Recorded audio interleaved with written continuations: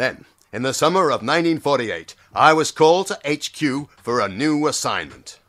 Men, we've selected you, the best pilots we have in the Air Force, for a very special job. You know that Berlin has been divided into two zones, the East under Soviet control, the West under Allied control. There is little food, medicine, essentials in Berlin. The people are starving. We have attempted to form a West Berlin government to help bring order out of chaos. In an effort to prevent this move, the Soviet authorities have set up a blockade of West Berlin. We've won the war, but we must win the peace. And we can only do it by breaking the blockade.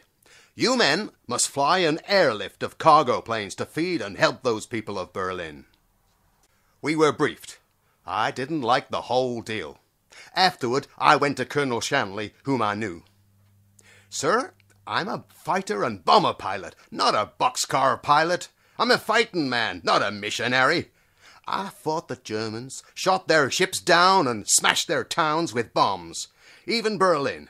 Now you're asking me to help them? I am, and you will. It's an order, Ackley. I was assigned a huge cargo plane. Sweeney, the mechanic I'd had during the war, was assigned to me.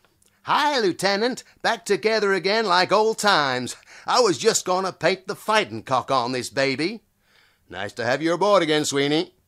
But it's not like the old times. And don't put the emblem on this freight car. I wouldn't disgrace the old fighting cock by using it for this purpose and on this plane.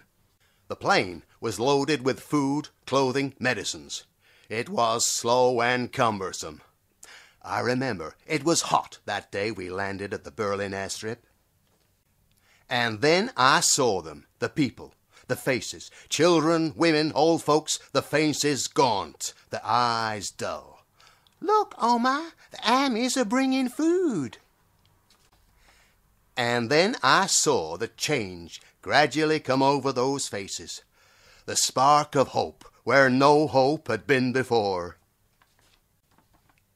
The smiles, meagre, as though not recently in use, hit me deep. And suddenly, these were not Germans, former enemies. They were just people, like people everywhere.